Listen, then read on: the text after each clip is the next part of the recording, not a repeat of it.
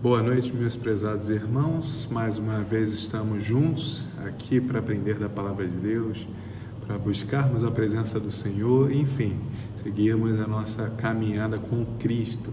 Vamos começar a nossa aula de EBD hoje orando, pedindo a Deus a sua bênção para que nós consigamos refletir sobre a rica Palavra do Senhor. Feche seus olhos, encurve a sua cabeça e vamos orar. Pai amado santo, nós te louvamos, te bendizemos, Senhor Deus, pela tua graça, o teu favor sobre nossas vidas. Te pedimos agora que o Senhor venha abençoar este momento, Pai, de estudo, de reflexão sobre a tua palavra, para que possamos viver conforme o teu querer. Toma nossas vidas em tuas mãos. É no nome de Cristo Jesus que oramos, com perdão de nossos pecados. Amém. Meus prezados irmãos, nós estamos seguindo nosso estudo a respeito do livro O Cristão na Sociedade Não Cristã, do autor inglês John Stott. E hoje, já no capítulo 13, nós trataremos do casamento, coabitação e divórcio. É bastante interessante, eu incentivo os irmãos a lerem este capítulo. É um capítulo não tão grande, mas um tanto quanto importante, porque ele vai partir dos textos bíblicos e vai destrinchando muito bem. Então eu incentivo o livro todo, mas em especial este capítulo. O nosso querido autor, então, ele vai começar tratando do propósito do casamento. Ele entende que é uma instituição, a primeira instituição que Deus cria então antes da queda. E é interessante que o propósito do casamento então está ali estabelecido e ele vale para qualquer pessoa, quer seja um cristão ou não. E aí ele vai partir então lá do texto de Gênesis 1, 28 e vai dizer da seguinte forma, que o casamento ele tinha a ordem de tanto homem e mulher de serem férteis e multiplicar-se, Gênesis 1, 28. E daí se tem o ensino da procriação de filhos dentro desse laço de amor, desta instituição. E o segundo propósito, então, partindo justamente de Gênesis 2:18, onde Deus disse, não é bom que o homem esteja só, farei para ele alguém que lhe auxilie e corresponda. Então, o segundo propósito então do casamento seria justamente essa sociedade mútua de incentivo, de consolo, de fortalecimento, um apoio entre homem e mulher. E aí, para o terceiro propósito do casamento, ele vai estabelecer a partir de Gênesis 2:24. O casamento pretende ser aquele compromisso íntimo e recíproco de amor doador que é expresso pelo termo uma só carne. Então, esses três propósitos, a procriação de filhos e criação deles numa disciplina amorosa. O segundo propósito é essa ajuda, consolo, fortalecimento mútuo entre homem e mulher. E o terceiro propósito é esta união pelo amor doador, sendo inclusive selada pela relação sexual, sendo inclusive caracterizada como de dois seres distintos se tornando uma só carne. E aí John Stott ele vem dizendo a respeito justamente da mudança de mentalidade, e aí é bom a gente localizar aqui a nossa discussão, principalmente no mundo ocidental. E ele vai tratar a respeito do divórcio e da coabitação. Para a gente chegar lá no divórcio, eu queria passar primeiramente pela ideia de coabitação. E aí ele vai dizer principalmente que essa visão cristã no casamento, esse compromisso, essa aliança, ela vem se desgastando e aí vem entrando possibilidades no meio social. Então, a concepção cristã, que muito influenciou a sociedade ocidental, ela firma o casamento nesse compromisso, nessa aliança entre pessoas de dois sexos opostos, constituindo assim o casamento selado pela união sexual. No entanto, surge então, e aqui é interessante dizer que não é tão recente assim, né? Já há bastante tempo, para falar a verdade, esse conceito de coabitação, que seria justamente o viver junto, coabitar, né? A pessoa foi morar junta, mas não estabeleceu um laço de casamento. E aí, John Stott ele vai justamente tratar dessa questão contrapondo com a instituição fundada por Deus, o casamento. Então, qual é o diferencial do casamento? O casamento ele é uma aliança recíproca. Essa aliança, ela é selada, ela é estabelecida, melhor dizendo, com votos de fidelidade vitalícia, ou seja, até que a morte separe o casal, e ela é consumada na união sexual. Então, é uma aliança recíproca estabelecida por meio de votos de fidelidade vitalícia e consumada pela união sexual. Coabitação, então, seria, para a gente pensar numa espécie de definição, a prática entre um homem e uma mulher de viverem juntos sem ser o casamento, que é uma prática popular. E aí, qual seria a dificuldade? Ainda que John Stott ele vai pensar que tem muitas pessoas que moram juntas, coabitam há bastante tempo, então, por exemplo, 30 anos morando juntas, mas não casados. De maneira geral, a ideia de coabitação é problemática porque, se é uma aliança recíproca baseada no voto de fidelidade vitalícia, o casamento, a coabitação justamente gera essa instabilidade. Então, se mora junto, mas não há nenhuma espécie de compromisso vitalício, muito pelo contrário. Ambos estão soltos, por assim dizer.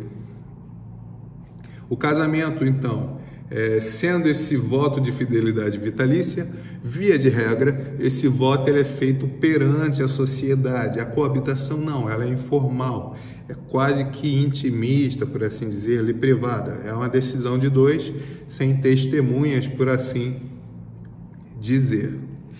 E a coabitação também, ela se torna inadequada justamente porque não há essa, desculpa meus irmãos, não há essa instituição baseada na fidelidade, no sentido de que, na promessa, melhor dizendo.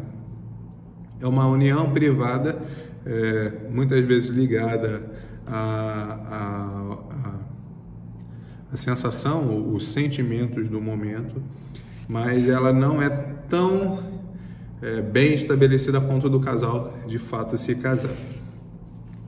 E aí é uma série de problemas que ele vai listar, e eu não vou tratar disso aqui agora especificamente, falando de casamentos pós-coabitação. Por isso que eu incentivo aos irmãos a lerem este capítulo, é muito bem embasado, o autor John Stott é muito bom na argumentação que ele faz, e vale aqui aos irmãos lerem esse capítulo.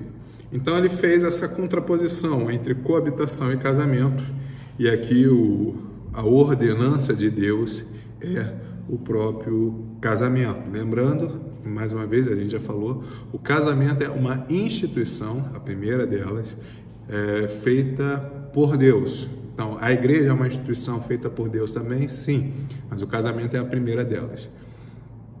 Foi estabelecido no Éden ainda, antes da queda, inclusive. Então, casamento é essa aliança firmada na promessa, né? Na promessa entre duas pessoas de fidelidade vitalícia e selada, consumada pela relação sexual, pelo sexo. E aqui é interessante, então, que ele agora vai fazer um passeio pelos textos bíblicos falando de casamento. E aí a gente vai chegar no terceiro tópico da nossa aula, né? Casamento, coabitação e divórcio é o nome do capítulo, e agora a gente chega em divórcio. Ele vai trazer, então, a base bíblica veterotestamentária a respeito do divórcio. O texto, então, que via de regra temos a respeito do divórcio é Deuteronômio 24, de 1 a 4. O texto diz o seguinte: se um homem casar-se com uma mulher e depois não a quiser mais por encontrar nela algo que ele reprova, dará certidão de divórcio à mulher e a mandará embora.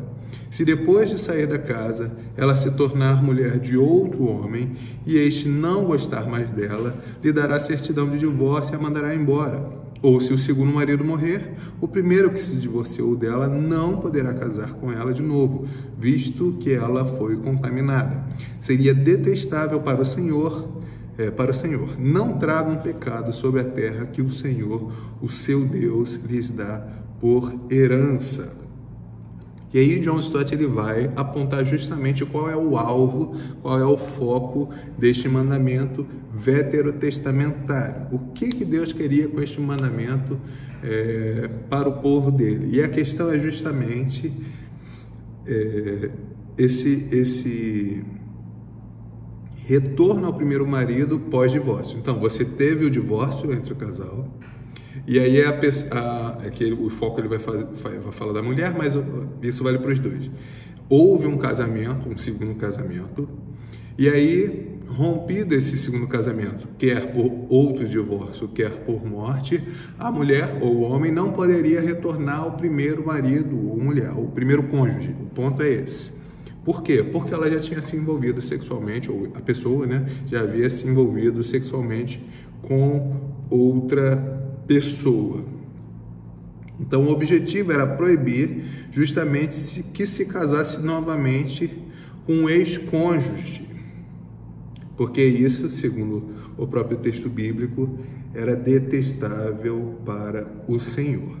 E aí a questão que se levanta é justamente a respeito desse termo encontrar algo reprovável. O que seria encontrar algo reprovável na cabeça de Moisés? Bem, os rabinos que estudavam a lei judaica, eles pensavam basicamente de duas formas. E aqui essa discussão vai ser nomeada por a escola de Shammai e a escola de Hillel. Essa informação que eu estou trazendo, meus irmãos, ela é interessante porque vai linkar justamente com Jesus mais à frente. A escola de Shammai, então, ela entendia de forma mais restrita esse algo reprovável. Ela entendia como uma ofensa de ordem sexual que não era adultério. Por quê? Por que essa ressalva em relação ao adultério? Porque o pecado de adultério, ele era a sanção em relação a ele era justamente o apedrejamento. Então, se a pessoa adulterou, pegava-se o casal, o cônjuge e o adúltero e apedrejava. Então, esse algo reprovável ou indecente não poderia ser adultério, mas era algo de ordem sexual, uma ofensa sexual, segundo essa escola de Shammai. E a segunda vertente interpretativa seria a escola de Hillel. Esses dois nomes são nomes de rabinos, tá, meus irmãos? Hillel, ele interpretava de forma bem mais abrangente. Então, o que torna a questão do divórcio mais, por assim dizer, fluida. Poderia se divorciar por qualquer causa. Até um texto, né, bastante interessante, que ele vai dizer que qualquer coisa que causasse aborrecimento ou embaraço ao marido era razão legítima para divórcio. Então, vê que são duas linhas bastante diferentes.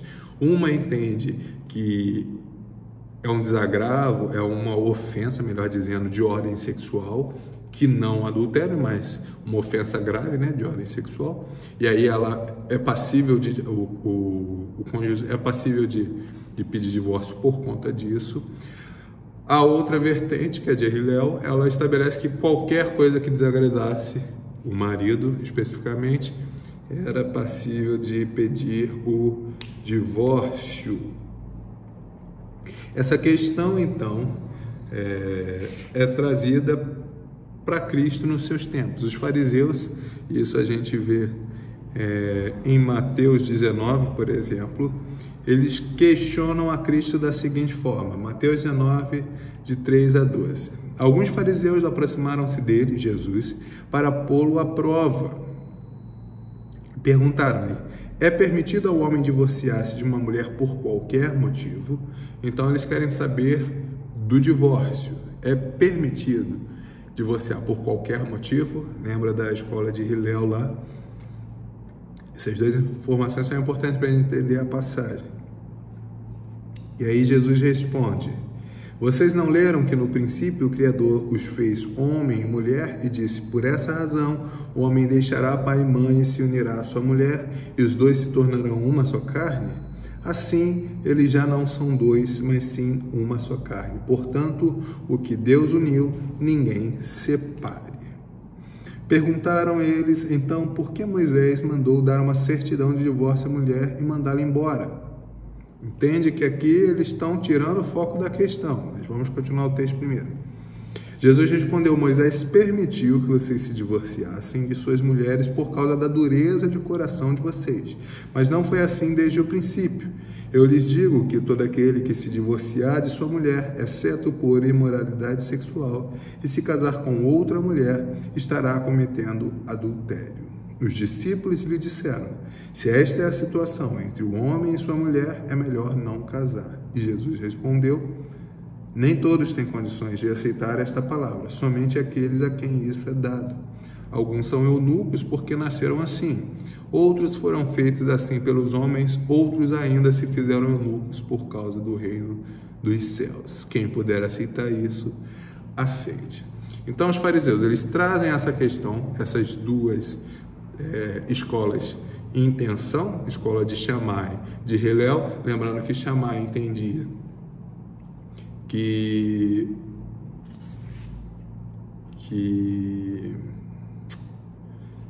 o encontrar algo reprovável era um pecado de ordem sexual que não adultério, e a escola de Hillel entendia que fosse qualquer tipo de descontentamento da parte do marido para com a mulher.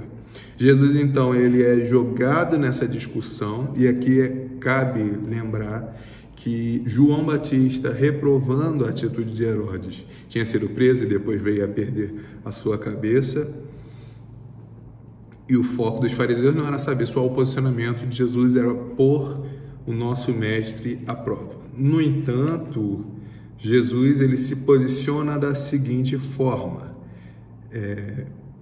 não, você não pode se divorciar por qualquer causa. É isso que Jesus vai falar. Jesus, ele endossou a permanência do casamento. Quando ele diz, o que Deus uniu, ninguém separe. Então, não, Hillel, você está equivocado na sua interpretação. Não é qualquer coisa, não é a mulher queimar o arroz do almoço que vai possibilitar que você possa,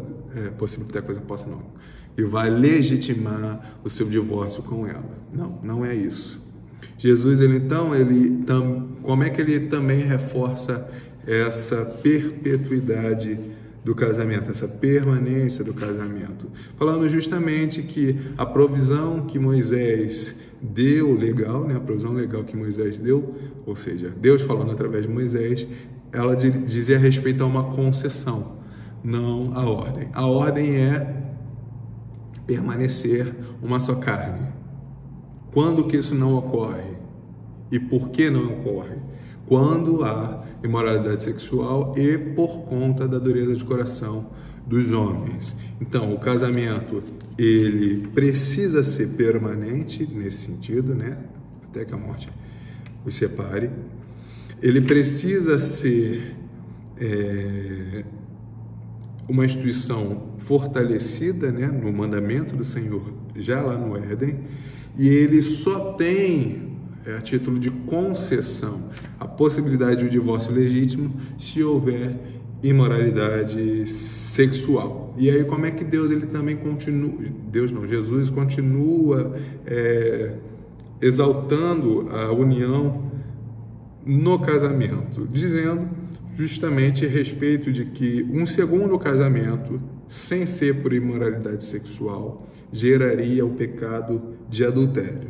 Então, se houve um divórcio, isso é o que Jesus está dizendo, se houve um divórcio e pós-divórcio há um segundo casamento, quer seja da parte que decidiu abandonar, aliás, que decidiu se divorciar, quer ser a parte que não decidiu se divorciar, mas acabou tendo que se divorciar, ambos os segundos casamentos seriam adultério, segundo a palavra de Jesus. Segundo a palavra de Jesus. E quando que não seria adultério? Quando há pecado de imoralidade sexual. Vou repetir o texto para vocês, meus irmãos, para vocês acompanharem o que Jesus disse. Quando Jesus ele responde que, conforme o texto bíblico, o homem deixará pai e mãe, se unirá à sua mulher e os dois se tornarão uma só carne, a resposta dos fariseus é, bem, e por que Moisés concedeu? Eles não usam a palavra concedeu, tá? Eles usam a palavra ordenou, e Moisés nunca ordenou isso. Porque Moisés ordenou que se desse carta de divórcio à mulher. Aí Jesus responde, Moisés permitiu, concedeu, que vocês se divorciassem de suas mulheres por causa da dureza de coração. Ele vai seguir. Eu lhes digo que todo aquele que se divorciar de sua mulher, exceto por imoralidade sexual, e se casar com outra mulher, está cometendo adultério. Está cometendo adultério. Dando sequência, então, o que Cristo ele quer enfocar é que o casamento não deveria sofrer o divórcio. Uma vez que duas pessoas se casam, deveria ser eterno. No caso, eterno até que a morte os separe. E aí é interessante porque justamente o divórcio ele não representa a vontade de Deus para o casal, ainda que haja imoralidade sexual. É uma concessão, não é uma obrigação, ainda que nós sabemos que é bastante difícil após o rompimento da fidelidade, após quebrar a confiança do outro, após o envolvimento sexual, quase que inevitável a separação. No entanto, o caminho do perdão e da graça ainda é a marca do cristão. E aqui, meus irmãos, não há nenhuma tentativa de colocar um peso a mais sobre os ombros de ninguém.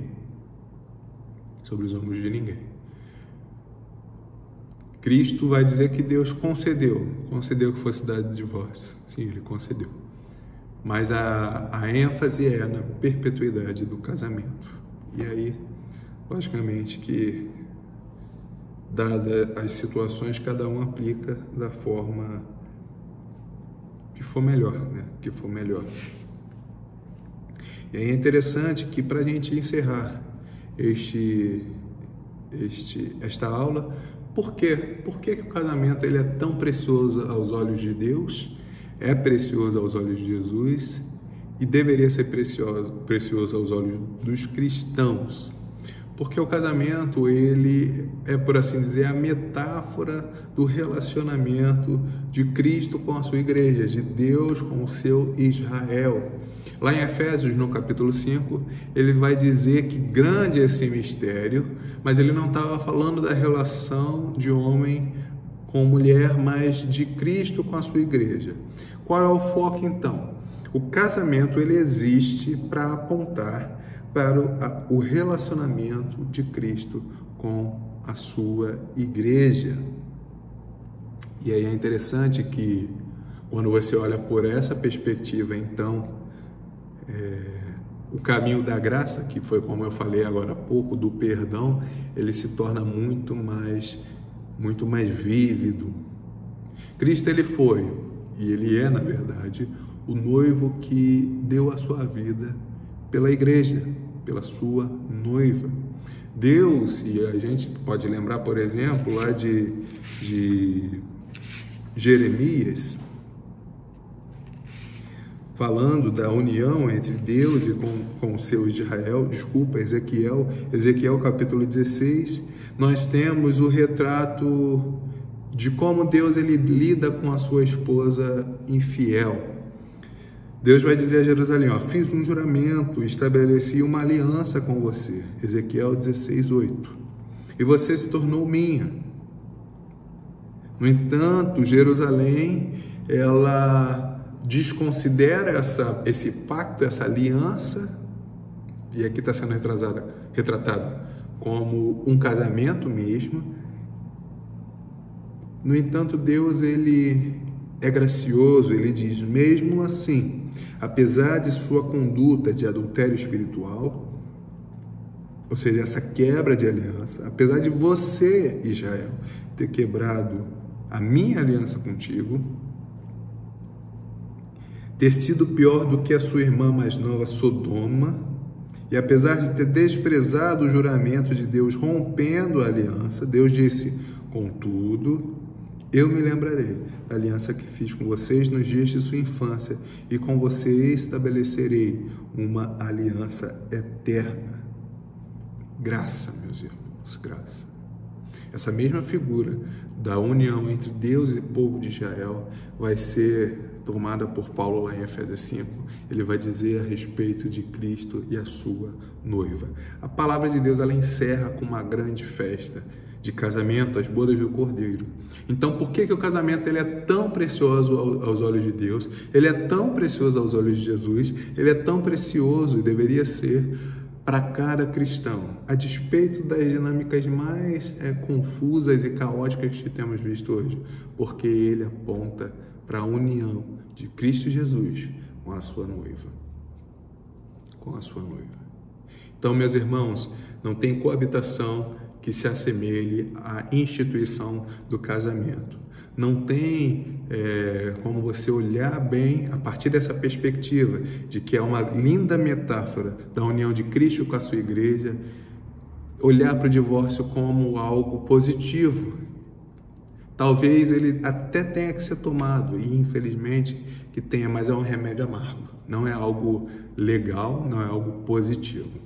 Eu espero que essa aula tenha abençoado a sua vida. Vamos orar para encerrar e que Deus continue nos ajudando. Meus irmãos, mais uma vez, se você puder, leia este capítulo. Ele é muito bem embasado. O nosso autor é um autor maravilhoso, vale a pena e sempre confirmando com o ensino bíblico. Fechamos os nossos olhos e vamos agradecer a Deus. Pai, eu te louvo, Pai, por mais uma vez estarmos juntos. Eu te louvo por essa bênção de aprendermos a Tua palavra. Que o Senhor, Teu Santo Espírito, continue nos ensinando mediante as Escrituras Sagradas, que a marca de Cristo, ou seja, que a pessoa de Cristo seja glorificada através de nossas vidas. Perdoa os nossos pecados, fica conosco, em nome de Cristo Jesus. Amém. Deus te abençoe, meus irmãos.